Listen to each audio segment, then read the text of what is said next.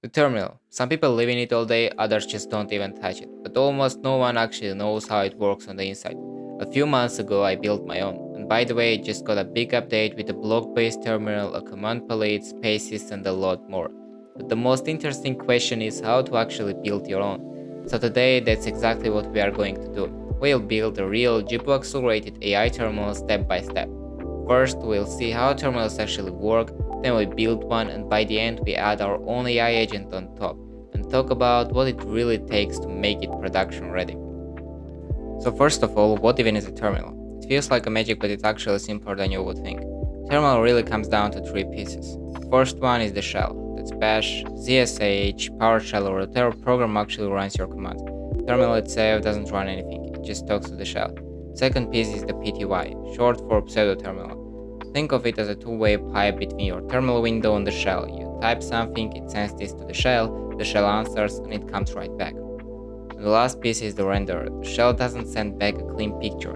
It sends a stream of text mixed with little control codes for colors, cursor movement, clearing the screen, and so on. The renderer reads that stream and paints it as a grid of character cells.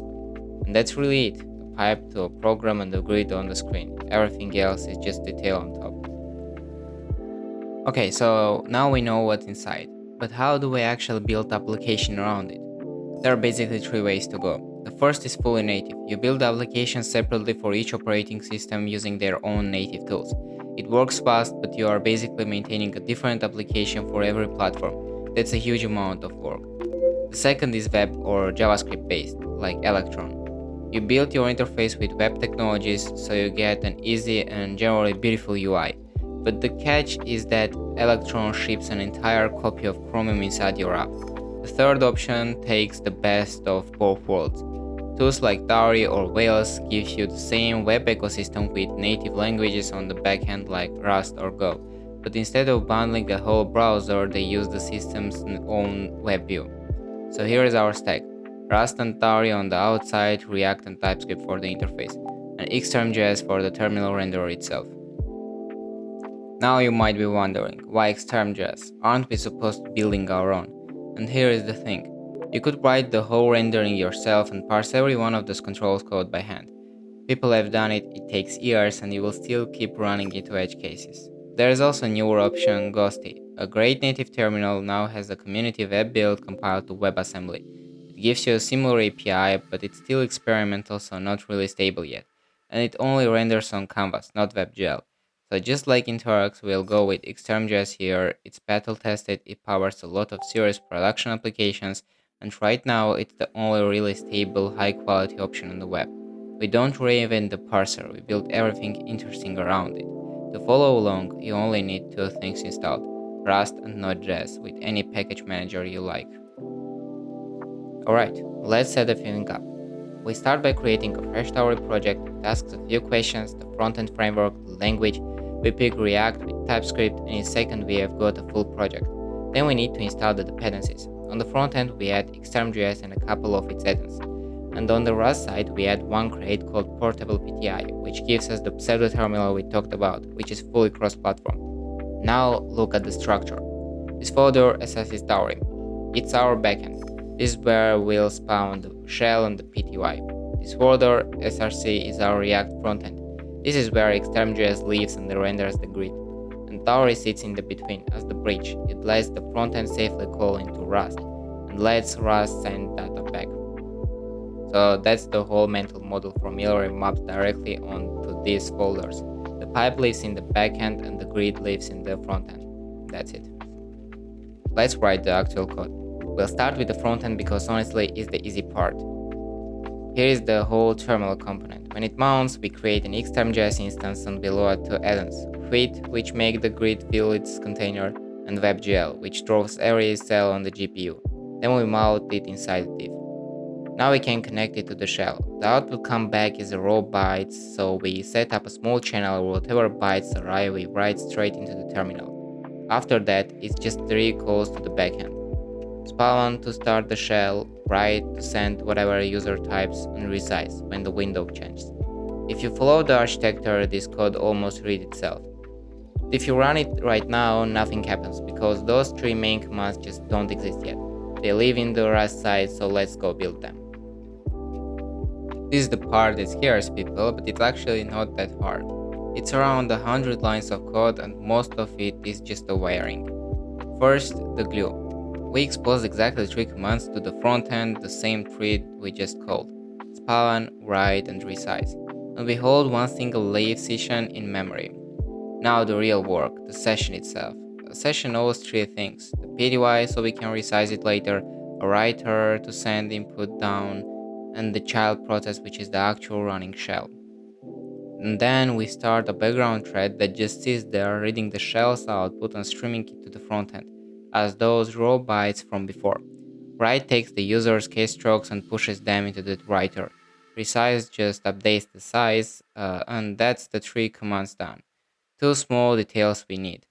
The shell is different on every system, so we pick the right one. PowerShell on Windows, your default shell everywhere else.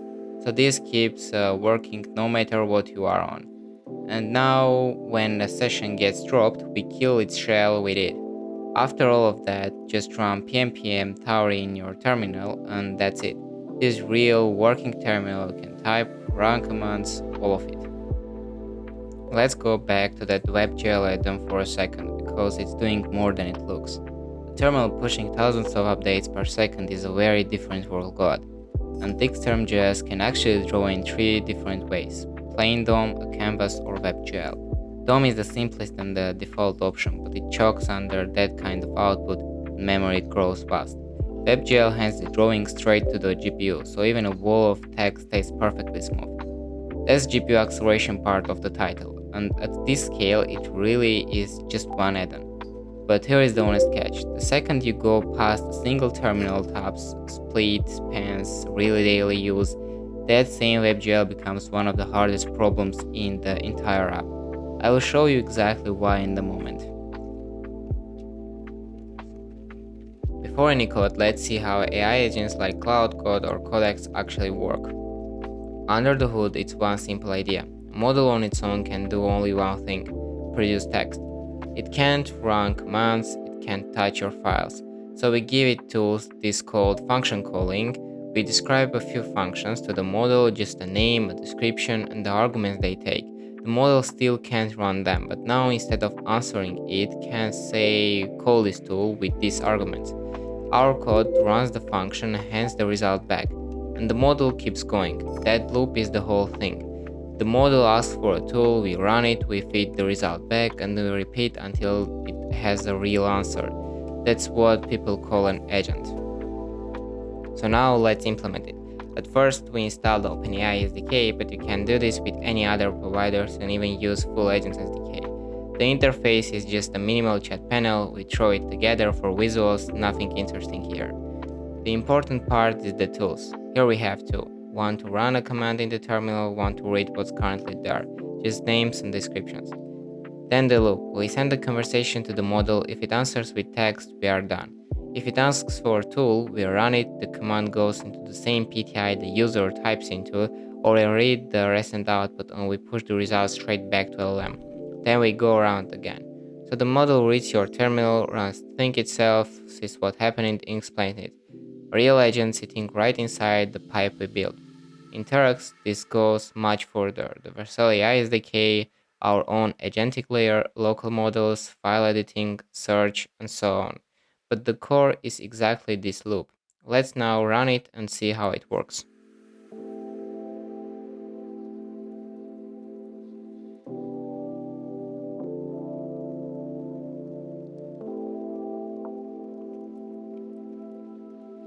So we have got an AI terminal, but going from this to something people use every single day, that's a completely different jump. Let me show you the first wall you hit, the one I promised, rendering.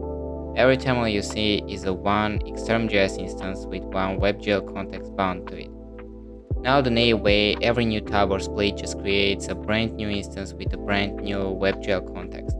And that breaks for 2 reasons. Browsers cap how many WebGL contexts you have at once, in general around 16. And way before that your memory is already exploding.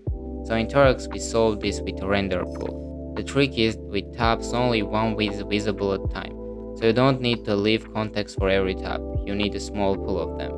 The focus tab gets a real WebGL context from the pool. The rest just keep their data in memory all ready to touch instant view switch back. Splits are the harder case because now several panes are visible at once, and each visible one generally needs its own context, so the pool has to be smart about who gets one.